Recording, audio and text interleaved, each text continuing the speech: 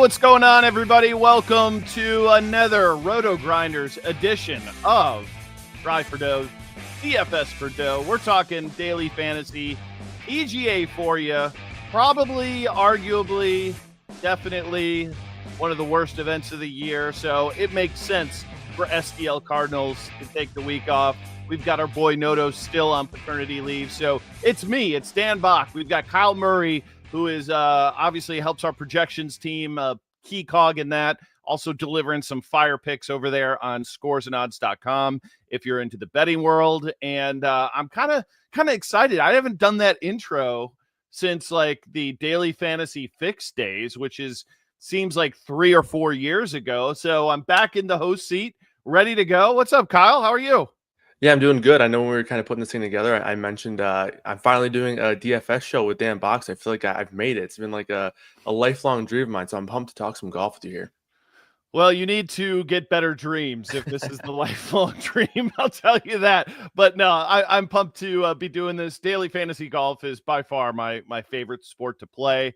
I didn't get to play last week because of the just cockamamie laws we have in this country. I was out in Vegas. And of course, like I left on a Monday and the contests weren't like posted yet. So I couldn't like reserve lineups. And then of course, when I was out there, you can't play because of the stupid state laws. So I didn't lose or win money last week in DFS. How did your week go? It was pretty good. For DFS, it was, pretty average. But in terms of outrights, I had another sweat on Grazerman. So that was fun. It would have been nice if he came through. Obviously, the Keegan Bradley hit 2 weeks ago. Would have been great to follow it up with another one. I just couldn't get those putts to fall. I know on Sunday he had that 3-footer that he missed, which he's one of the better putters on tour. He's not typically missing those. He had another 5-foot birdie putt that he missed, and then pretty much all of his putts in the playoffs either lipped out or grazed the edge there. So it was a good sweat. I feel like I'm feeling pretty good about everything right now in the golf world. So hopefully we can carry it over into this one, which this was the Davis Thompson winner from last year. So hopefully we can piggyback off of that again here. Yeah, I kind of wish I was around last week because I think I would have been on Pot Geeter, mainly because that tournament, and there's a few tournaments every year in the PGA where you're just like, you just be a bomber and then you're going to be in contention. This and that was a Mexico Open, which I think he got into the playoff. And I feel like I would have been on him. The only thing I did was dip my toe into the live markets on Sunday, where he kind of got off to a slow start. And I threw a little coin on him and had a great sweat, and obviously worked out for me in the end. And then the other thing that I have going for me, where I had some Grazerman love, is I have one bullet left in the underdog season-long best ball, where it's like every week, like every 4 weeks, they you kind of move on, or 8 weeks you move on. And I'm down to the last kind of like tier here. And I had got like 5 of 6 through the cut, 6 of 6 scores qualifying, which was huge. And then I had Grazerman, Thorne Bjornsson. It was a great week for me. And so I got this like underdog best ball sweat going. So Max Grazerman, he's not in the field this week, but hopefully my boy Thorne Bjornsson can follow it up with another great week. So we're going to go by tiers, kind of talk about the thoughts around who we're going to be playing this week in best ball. If you've got some betting thoughts as well, want to hear those, Kyle, as we kind of go through this slate. Let's look at this course. It's obviously here for the John Deere Classic TPC Deere Run, and this is going to really resemble not so much the course that we played last week, but the scoring we saw last week. The winners the last few years in this are Davis Thompson minus 28, Sepp Straka minus 21, JT Poston minus 21, and Lucas Glover minus 19, Dylan Fratelli minus 21. So you're looking at 20 under at least probably for this tournament. And the one thing about that too is when you've got these birdie fests, you pretty much have to go 6 for 6, right? You have zero chance of probably even cashing. Like sometimes you can cash on a 5 of 6 lineup, and I suppose it's possible to do, but more than ever, you got to get all your golfers playing 4 days with this sort of, kind of birdie fest we're going to see this week. What's your takeaway on this golf course? Yeah, absolutely. I mean, like you mentioned, it's going to be pretty attackable, pretty easy for these guys. It's going to essentially be a wedge fest out there. So I typically try not to, back like these elite putters. Like I prefer ball strikers over guys who are better on the greens. But I do think that this sort of course is just going to bring more kind of archetypes into play here. It's just not a course that offers a ton of challenges. And I do think a lot of guys will be able to ball strike and perform well, regardless of their typical prototype. But just in terms of, like you mentioned, the 6 for 6 factors is a big one, especially in DFS. Obviously, I do think it at least provides a little bit of variability in terms of the ownership play. So like if you are, looking to fade a guy, it really just takes one, not even bad day, really just a mediocre day. And it could be very tough to make the cut if it's going to be, 4, 5, 600. We saw that last week, and that's going to carry over to this week as well. So I do think it opens up a little bit of, potential leverage options for this week. So I think that's always an exciting factor. And then obviously with the weaker field and, not the 3 or 4 or 5 superstars that we're going to see that are, typically, 5-1 or shorter in the betting markets, those guys not in the field, I also think opens up the field in terms of variance. But in terms of the course itself, these guys are essentially going to have really no issue in it. I will say this one does feel like a little bit less of a bomber type course compared to last week, but still, I do think the gist is pretty much the same, where you're just looking for guys who can go out there and make birdies in bunches, and that's going to be where it kind of comes down to for me. Right. I agree. I think I don't think it's a bombers play. So that's going to bring in some of the shorter hitters more in play. I mean, we've seen Lucas Glover, win in this course, JT Poston, these guys are not big hitters. So unlike last week where it was a clear advantage to them, now it's not to say that they can't win. I mean, Davis Thompson hits the ball a long way and he took this down last year, but I just don't think it kind of sets their skills apart for what it takes to win on this course. So I think we can have like a larger variety of players here in the middle, low tier. I think they priced this pretty well out over on DraftKings. So we'll get into the top 10 or the 10K players here in just a second. But I do want to remind everybody, if you haven't signed up over at RotoGrinders.com, now is a great time to do it. We've got our annual DFS option right now. It's priced down to $425. And that's for MLB DFS, but we've got tons of great deals all around. But if you want to go with MLB, if that's your jam, probably are watching a golf show, so I don't know why I would be. But if you're into it, check the link down in the description. We've got the annual price of combo actually is, let me take that back. The combo price is the same price as the MLB and PGA annual. So you might as well just get combo. If you buy it now, the annual, got news for you. It's going to take you all the way through football season. So you're getting every sport. You're getting everything RotoGrinders has to offer, including SimLabs, Lineup HQ. So just get that combo deal. Best thing we have going for you on the site, especially if you're going to grind multiple sports. Heck, even DFS tennis. I'm not a DFS tennis guy, but if there's a time to do it, it's Wimbledon. That's this week. Some better prize pools out there. We've got projections even for DFS tennis. So nobody's doing DFS quite like we do at rotogrinders.com. So check out that combo offering, and I think you'll really appreciate and hopefully help you take down some tournaments. All right, let's get into it. Kyle, we'll start at the 10K. We only have 3 players at this threshold: Jason Day, Ben Griffin, JT Poston. The ownership on these, it looks like Griffin's a little bit chalkier than the other two, 35% projected for him, 26 for Jason Day, and of course JT Poston at 16.7. Let's take me through these top 3 guys. How do you rank them?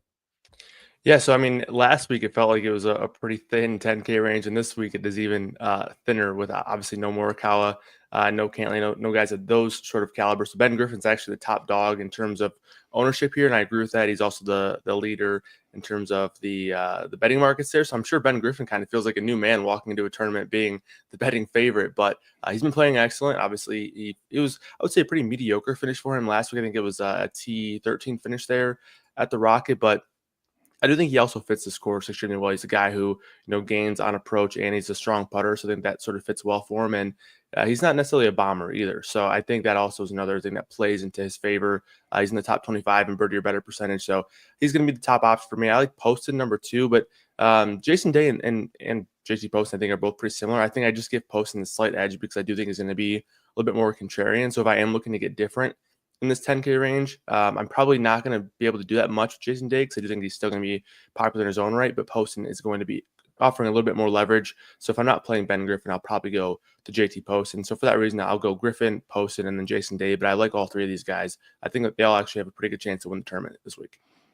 I'm with you. I think they're all in the player pool for me. You can even play two of them if you wanted to. The average salary is like 7,300, which is about as low as I want to go. There's a couple of 6K guys that I'm interested in, but not a ton. But you're going to be skipping over, the 9 and 8K range if you go that route, and I think you can in this tournament.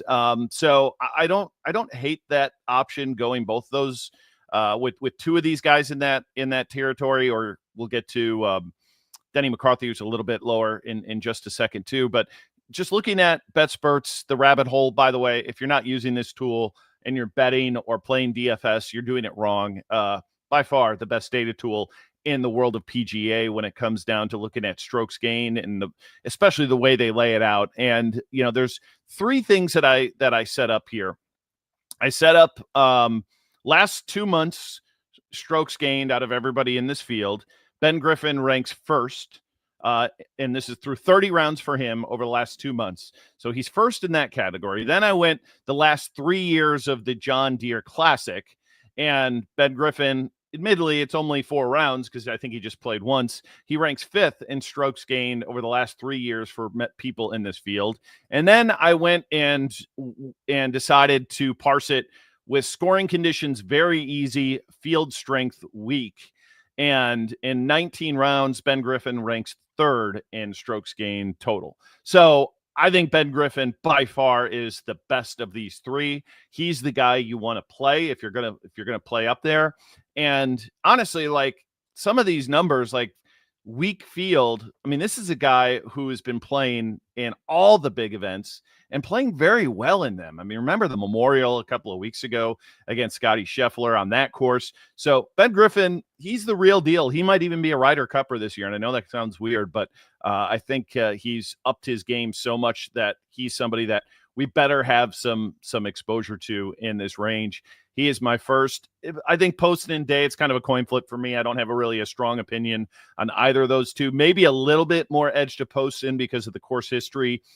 Jason Day did play this tournament last year. Kind of curious why he's playing this tournament this year, but he is. But for me, it's kind of a coin flip.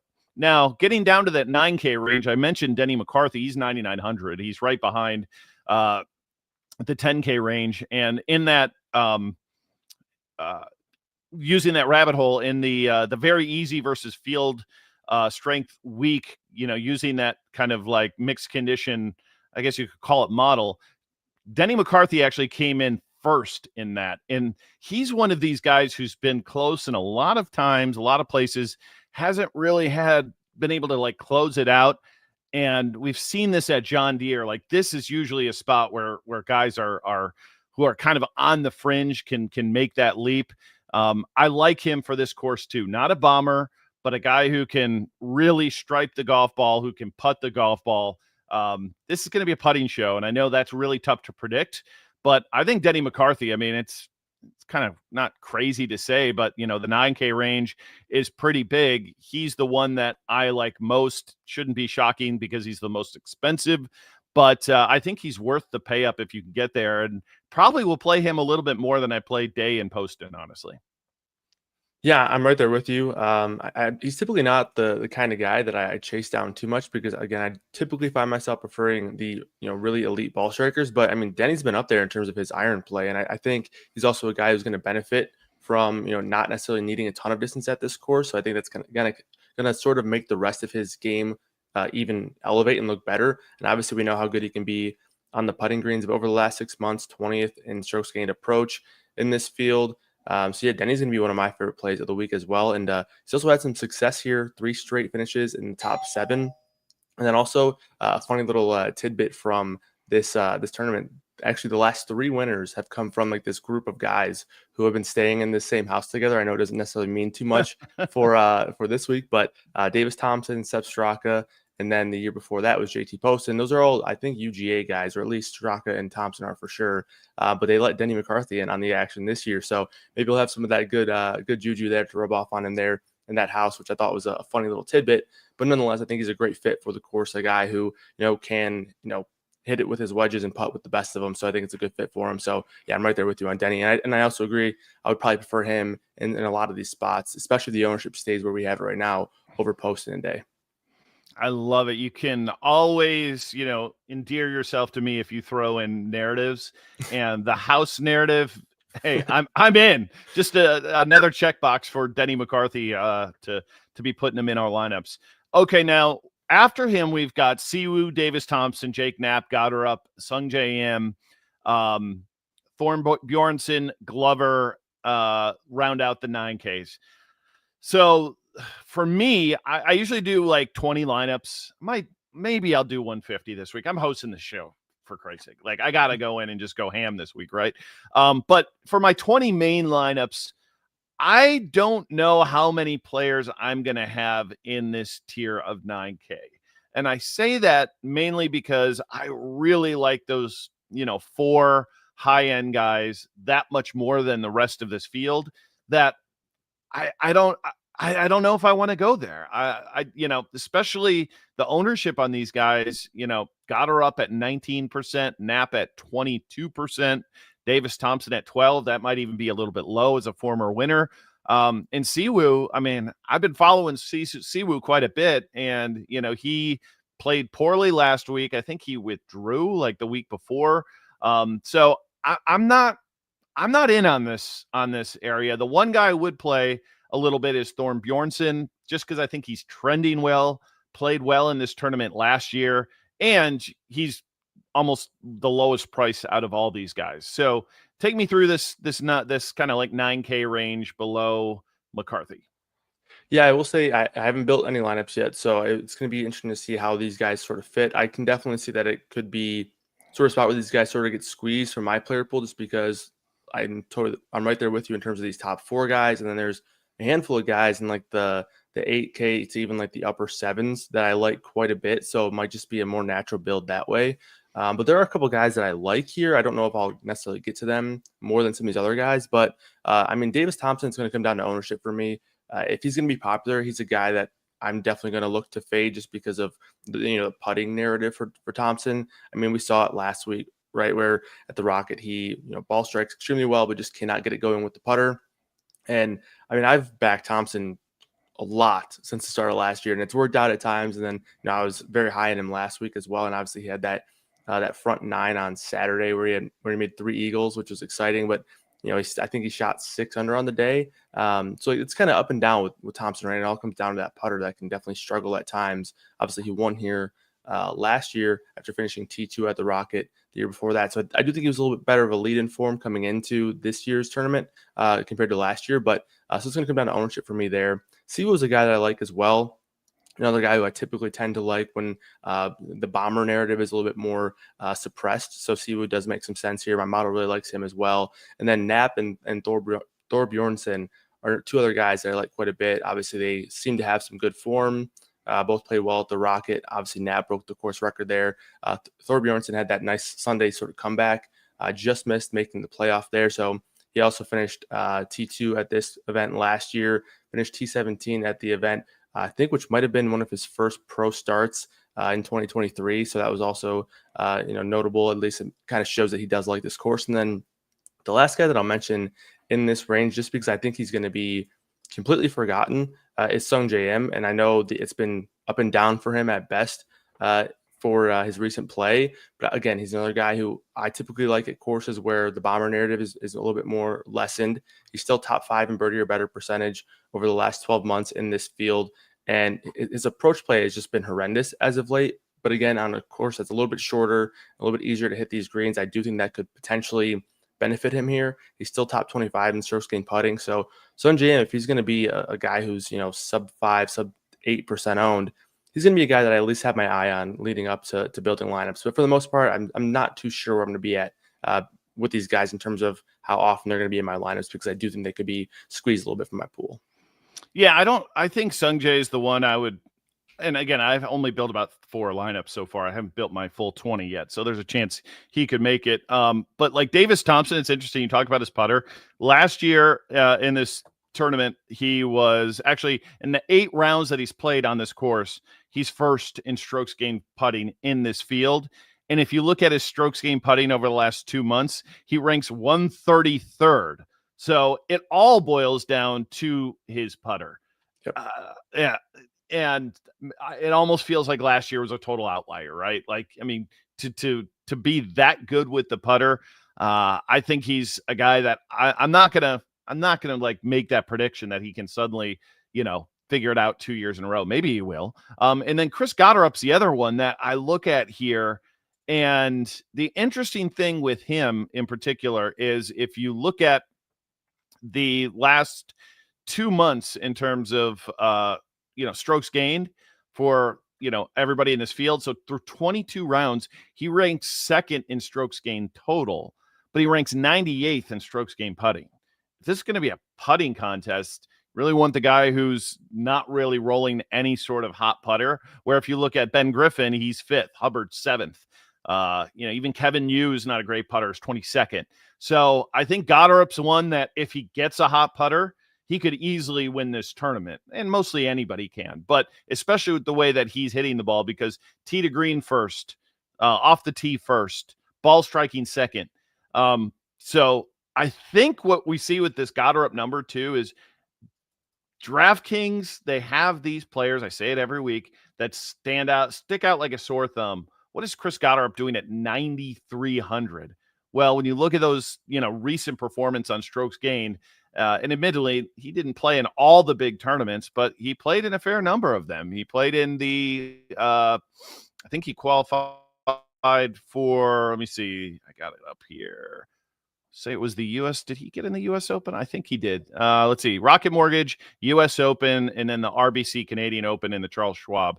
And of course, out of those, he did miss the cut in the RBC Canadian Open, but played pretty well in the last 2 tournaments he's been in. So just wanted to kind of point him out because that is one salary that kind of sticks out just a little bit here. Okay, let's move on to the 8K range. I'm going to kind of let you start it out. Just kind of like, I guess 8K, there's only about 10 golfers here. So feel free to go through and kind of rank some of these for who you're liking best, and especially from like an ownership side of thing, roster build side of thing. Yeah, I think these top 2 guys, Chris Kirk and Kevin Yu, both guys who project pretty well for us, especially Yu.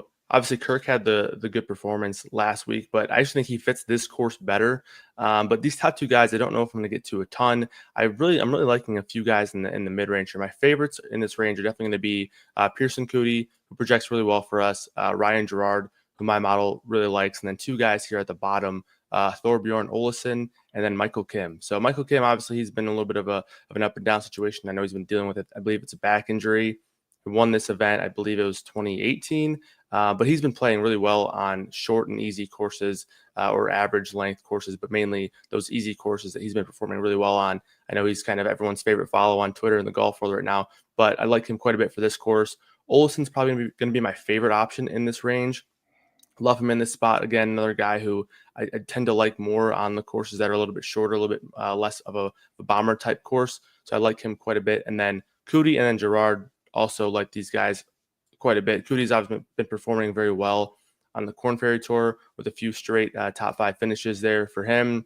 Another guy when on the PGA Tour is top 10 in terms of birdie or better percentages over the last couple of years. So he looks really good. Again, another guy who can really gain with that putter. And he is a little bit more of a bomber type option, and the accuracy can definitely falter at times.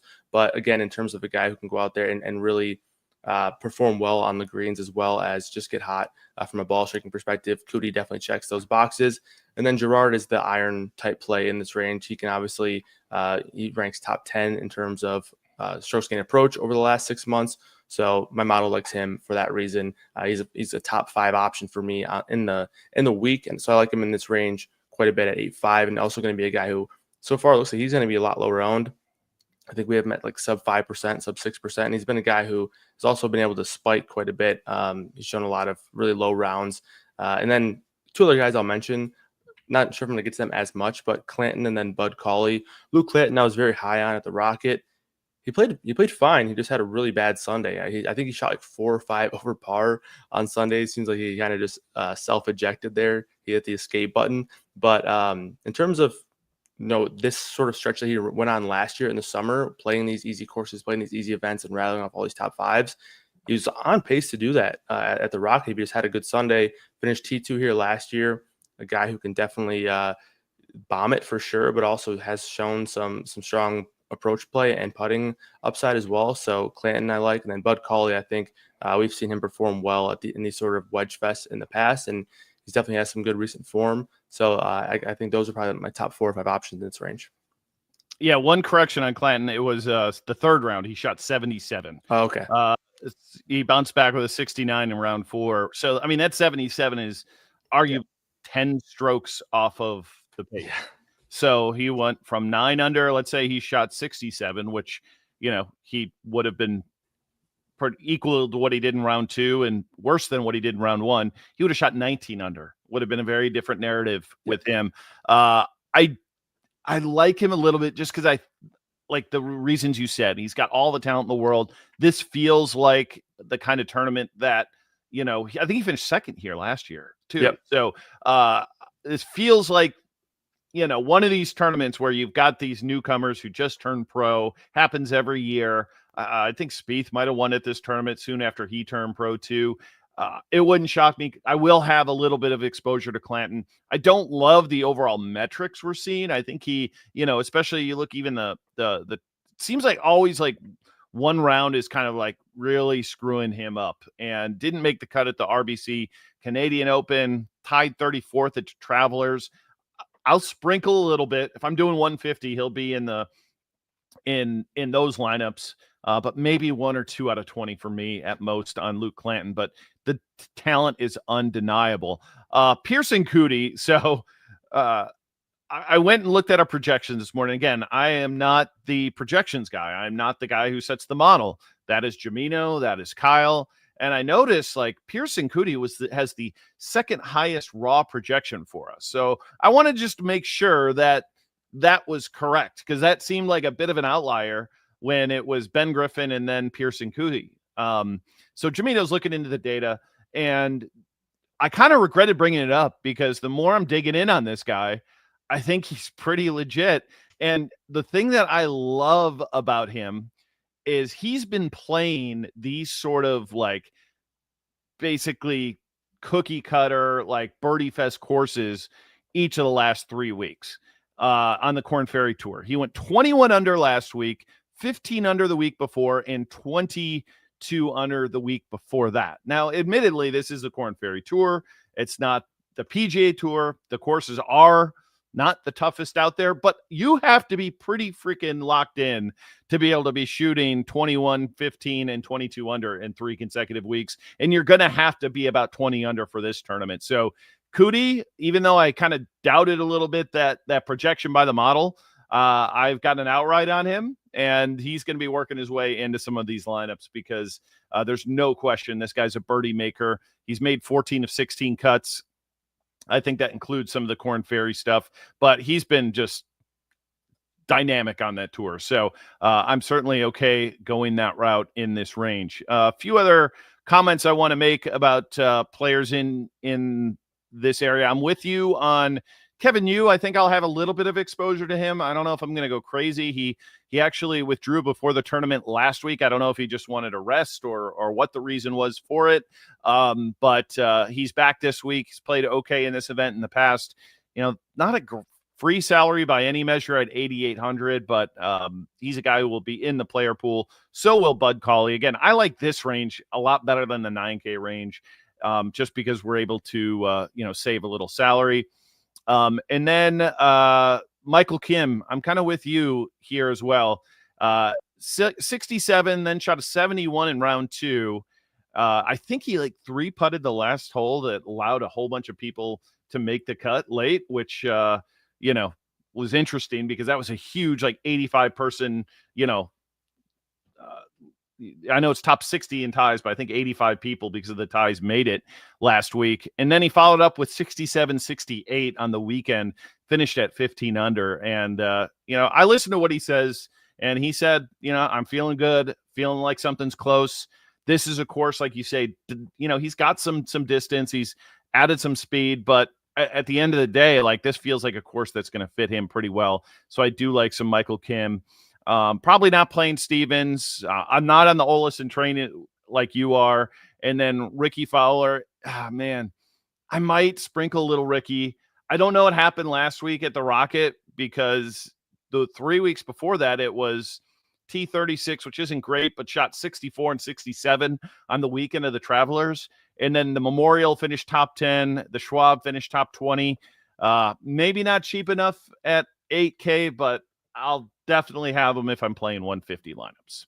All right. Before we continue on, props and pick 'em. You like to sports bet? Well, guess what? Kyle and all of our crew here at RotoGrinders are giving sports betting prop picks for you. Pick 'em picks. So if you're playing underdog, prize picks, or you like to sports bet, check out our props and pick 'em package. Features daily prop picks, fantasy pick 'em selections from all of our experts. And we've got a deal 50% off your first month. That's right, 50% off your first month. There's a link in the description here on the YouTube. If you're listening to this in the podcast, well, maybe the link is there. I don't know. But if it's not, go find our YouTube and get that 50% off. And it's a great way to get some betting picks for all of our sports. Again, this is not just golf. It's not just MLB. Everything that our experts are betting, they are logging them on our props and pick 'em package here on RotoGrinders. So definitely check that out. All right, on to the 7K range. And this is one I think we're going to break down because the sevens are massive. We'll go from 7,500 and up here on our first level. And I want to get your take on Mr. Potgieter here. Again, last week, I think the course fit him, and he ended up picking up the W. 7,900, on a week coming off of 22 under. Do you have any interest in Potgieter this week, or do you think it's the letdown after the win? Yeah, I mean, I do think that a lot of these events over the course of the summer, and we'll even have a couple more, like the 3M, obviously the Rocket, like a lot of these events do sort of feel the same, where it's like, especially guys like Potgieter, who it's his short game that really struggles, especially with his chipping. He doesn't have to worry about that too much, because it's like, if he is having to worry about getting up and down often, like, he's just not going to be in contention anyway. But if on these sort of events where he's able to not worry about that too much, it still does carry over, even though this isn't necessarily just hit it as far as possible, and there's not really ever going to be anything to worry about down there. I don't think it's quite the same, but I do think from the perspective that it's a birdie fest, and the short game, it isn't necessarily going to be as much of a killer for him here. I do think he's still in play, but I think there's just more guys in this range that I like more here. So I'm fine with fading him in this spot. And again, I do think that mainly the key reason for me to not go back to him is just because I do think that his biggest weapon is that driver, and I do think it's not as much of a tool here. But obviously, I do think that he still fits this sort of event more than fine, because he's definitely a player who can go out there and go low. But the guys that Yeah, go ahead. Let me jump on him real quick, and then I'll let you go with the rest, because I think there's something that we need to consider a little bit here with Potgieter. First off, like, the Charles Schwab is not a bomber's paradise. Dude finished tied for 6th in that tournament. Given that was like a month ago, he took some time off, went back to South Africa. I think he got like fitted for some new clubs or something as well. I thought I heard this past week. So I normally am on team like fade the winner. But the thing that I like about him is this price point isn't bad, 7,900. Yeah. If he was 8,900, kind of total agree with you here, but 7,900, and again, we're gonna have a birdie fest. We've seen him do well in birdie fests historically, and I think there just might be a little bit more to this. So I would recommend, if you're playing 150, you put him in your you put him in your script.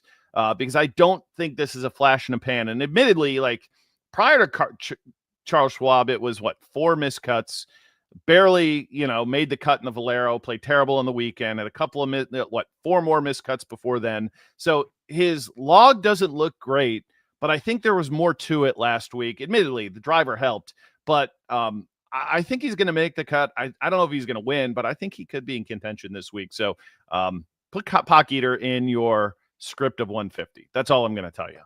Okay, let's hear the rest of your opinion on 70 down to 7,500. Yeah, I think there's probably 3 or 4 guys who really stand out for me here in this spot. Hubbard's one guy that I like quite a bit. Mark Hubbard obviously had a good finish last week, T13, but I think he probably could have been better. He just didn't quite finish strong on the weekend. So, and I think this is a better course fit for him here. Again, not a guy who hits the ball all that far off the tee. And there's a few guys who sort of fit this mold in this range. Echeverria is another one who fit T10 or top 10 finish last week. Another guy who I think benefits from a little bit of a shorter course. Definitely a guy who can get hot with the putter as well. And similar to Potgieter, his short game around the greens have been horrible. So I think that's another spot that definitely helps him here. And then I'll throw one other name, and then I have my favorite in this range. Putnam is a guy who my model liked a lot last week. I just couldn't do it because of his lack of distance. He was one of the shorter hitters in the field last year or last week, and finished T8. This is, so in my opinion, it's a similar course, just with less of a bomber positive environment. So I think that definitely benefits Andrew Putnam. So I like him quite a bit here. Definitely a guy who can gain strokes on the greens and definitely with the irons as well. So I like Putnam quite a bit. And then my favorite play in this range is going to be Grillo. Emiliano Grillo is going to be an outright bet for me this week as well. So I like him quite a bit in this spot. I know he's definitely a guy who can be hot and cold, up and down, and he can be a frustrating player to back here, especially when he gets on the greens. But his putter has actually been notably improved over the last 6 months. He's inside the top 50, which is definitely not something to boast about. But for him, it's a significant improvement. Another guy whose short game is brutal, right, with the around the green play, but he's top 30 in approach, top 50 in putting. A guy who's definitely accurate with the driver. So he's a guy that I like quite a bit. I think he fits this course extremely well. He's one of those guys who, when he's on, I do think he has the ability to compete in a field like this one. So I like Grillo quite a bit this week. I was not on Grillo. Maybe I'll have to include him in the script if you include Potgieter in yours. We'll call it all even. right. Deal. I do think Alex Smalley's okay. I know he missed the cut last week. That is a little bit concerning, but T13 at Canadian Open played much better, this year than I'd been expecting. 7,900, decent price on him. Echeverria played well last week, kind of got in contention late.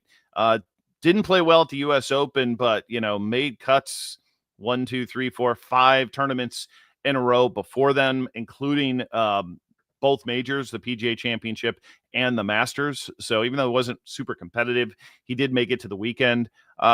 Killer Keith Mitchell, I don't know that I can do it, man. He's all over the fence. Like, one day he's going to look like he's going to shoot, course record. The next day it's going to be 70, 76 out here. So maybe in the 150, I'll have him for a couple of percentage points, but I'm with you on Hubbard. Putnam, I'm starting to come around a little bit on, looking at some of his numbers as well. Just, been playing pretty well over the last 2 months.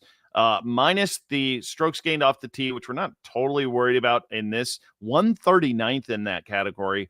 But where he's been crushing it is around the green and putting, first and second in those categories for everybody in this field over the last 2 months. So definitely, I think somebody we can keep our eye on. Not playing Kitayama. Jaeger, he's got the talent. There's no question about it. But dude's kind of turning into a mental midget here. We saw it again last week, like just lost it with his driver and then just started hitting the driver on the ground and just, a lot of these guys, I don't remember temper tantrums being a thing, but man, see Brooks and Liv the other day, totally just went off too. So Jaeger's definitely got the talent to be competitive. He's I think from a talent perspective, might be a top 10 guy in the field. But just recent play, really not doing it for me with miscuts at the Rocket Mortgage. Was not particularly competitive at the U.S. Open. Even the Travelers tied 34 in that field. So probably not looking to him. And yeah, let's go down to that next lower part of the 7Ks. And, oh, man, I mean, there's not a lot here that I'm loving, in especially the 74, 7,300. not loving these guys. I mean, Tom Kim, Tristan Lawrence, maybe Tristan Lawrence. Val Mackey at 10% seems a little bit high. If he was single digits, I might consider him. He's one guy in that range that I'm okay with. But I do think, Eric Cole's interesting. He had to withdraw the final round, I think, of the Travelers, and then he withdrew prior to the to last week's tournament. I think he was dealing with like a stomach bug or something. So he is back.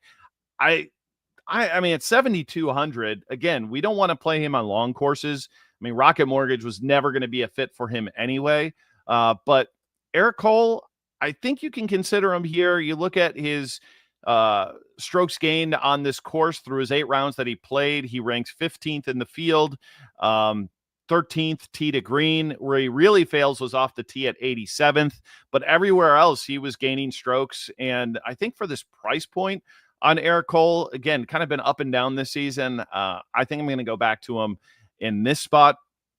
And then let's see the rest of the guys in the 7K. Yeah, like this is Cameron Champ. That's the guy I want to talk about. You looked at him last week, 68, 69, 66, 68. So 17 under last week. The RBC Canadian Open, he shot 14 under and also had a 71 one of the days. So he was in contention there, minus 1 bad round.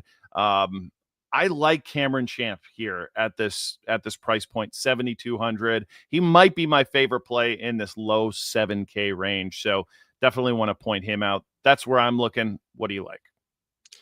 Yeah, I like the Champ call out there. Again, he's one of those guys who has just been horrendous with around the green play. So in an event like this, that typically shouldn't be too much of a problem, especially with a guy who can hit it as far as he can. So he really shouldn't be missing too many greens, as he'll have, wedges and maybe even, really short wedge shots into these greens. So it should not really be too much of a problem with him. And the putter's been good for him. He's T14 on the greens over the last 6 months in this field. So yeah, I like the Champ call.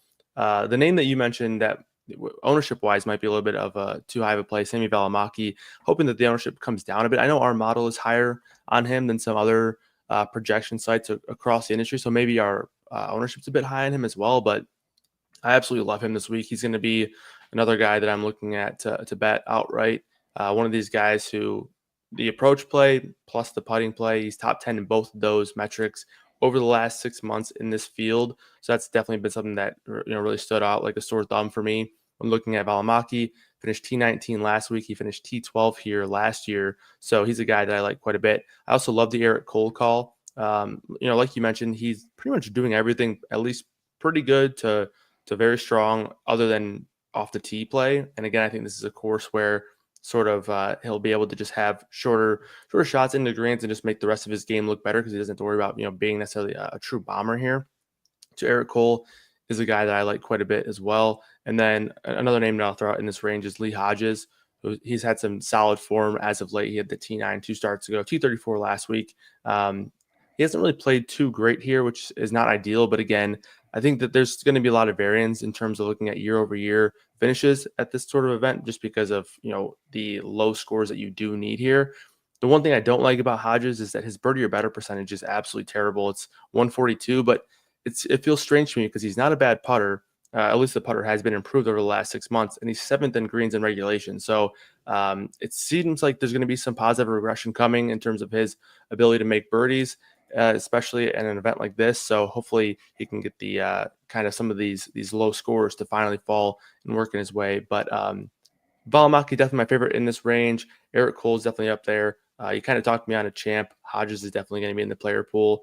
That's pretty much it for this range. Not a ton of other guys that are really sticking out to me in this range. Rico Hoey, my model always likes him for some reason, but he's a really, really frustrating player just with that putter. He's 5th in birdie or better percentage, but his putting is just so bad. So it's tough to rely on him week over week. So it's mainly going to be those three for me, with led by Valimaki in this range. All right, let's move on to the 6K range. Again, you don't necessarily have to go down here all that much. There's a couple of kind of dart throws that I'm looking at. I'm going to hear you out first and see if it matches, the 2 or 3 guys that I think we could maybe consider. Yeah, it's really thin down here. So I would definitely tread carefully with anybody in this range. And if you're even in this range, I think you could definitely build some strong lineups without even dipping your toes too far into this range. But the couple names that I do have interest in here, one is Trace Crow, 6,700. It hasn't been good for him. You look at the recent events; he's missed 3 straight cuts. But prior to that, he won on the Korn Ferry Tour and then a T13 finish on the Korn Ferry Tour. The reason why he's popping out to me is, again, he sort of fits that model of being able to gain strokes on approach and on the greens, and that sort of benefits him in a spot like this where he's shown the ability to go low on some of these Korn Ferry Tour events. He hasn't had the consistent success that Cootie has had, but he has had the top end finishes on the Korn Ferry Tour. So I think that sort of is a relation there. Mac Messner is another guy that I have some interest in. T20 here last year, so he definitely fits the bill. Ben Coles was another guy that kind of stood out. He had a couple bright spots last week, but in terms of a guy who can gain on approach and consistently hit greens in regulation, I think that'll benefit him here. Another guy who does not hit the ball too far, but is very accurate with the ball striking. I think that'll benefit him in an event like this. So those are really the 3 guys that stood out for me. But I mean, it's very thin with Coles. Crow, I actually do have some real interest in, and then Messner is also fine, but probably not a guy I'm going to get to a whole lot in this range. But that's pretty much it for me in this range. Man, I looked at Trace Crow. I don't think I can do it. I mean, he was missing cuts on the Korn Ferry Tour the last 3 weeks. Yeah. It's hard to think that you're going to see that sort of turnaround to be competitive on the PGA Tour, maybe, but I don't. He's not my guy. The couple of guys I'm looking at here, one is just like straight. I don't even know that much about him except that he's a college stud. He qualified for the U.S. Open. Played really well the first day too. Jackson Coyven, I think he's at Auburn. He's one of the top-rated college prospects out there. We saw last year Luke Clanton came to this tournament as an amateur, finished second. I think Coyven could be a guy that gonna be like percentage, under 1 or under 3% owned in this tournament at 6,800. I just know from a talent perspective, he could easily do it. Just not a lot to really look at from a statistical angle that, justifies that. And then the other guy I like a little bit is the big rig, Harry Higgs, finished T24 last week and shot 68, 67, then had that kind of semi blow up round of a 72 and then shot 65 on Sunday. And didn't make the cut at the RBC, but the Memorial did make the cut. Charles Schwab did make the cut. The Myrtle Beach Classic tied for second, and that's kind of closer to the field that we're going to face here. At 6,500, Harry Higgs is a guy I'll have some exposure to in my lineups. And then the last guy that I was looking at, John Pock, 6,400. He didn't play horrible last week. I mean, he shot 4 under. Didn't make the cut, 69.71. Again, made the cut at the RBC, made the cut at the Charles Schwab, didn't make it at the Myrtle Beach Classic, and then made, 5 consecutive cuts before that, all on PGA Tour events. I don't know if he's going to be a top 10 for you here, but if you need a 6K guy who's going to likely make the cut and play the weekend and give you those 4 rounds that we say you definitely need, I think you could do worse than John Pock.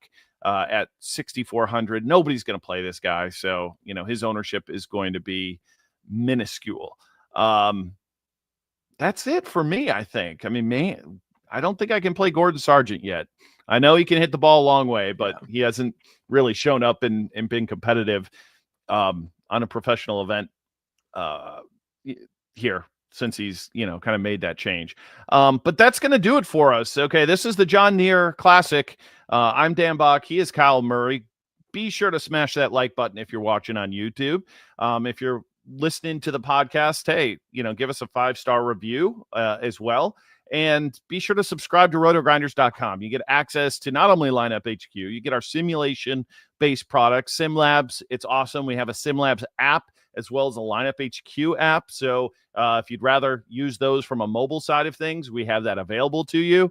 And just a projections team that Kyle and the crew do an amazing job for all of our sports. Obviously, PGA is what you're here for, but MLB still going on. WNBA, my goodness, Print Factory. If you want to get into some WNBA, prop bets or DFS. So definitely check us out. We appreciate you tuning us in. And I think Cards will be back next week into the hosting seat. Kyle, it was a pleasure doing the show with you. And thanks again to all of you for watching, and good luck this week.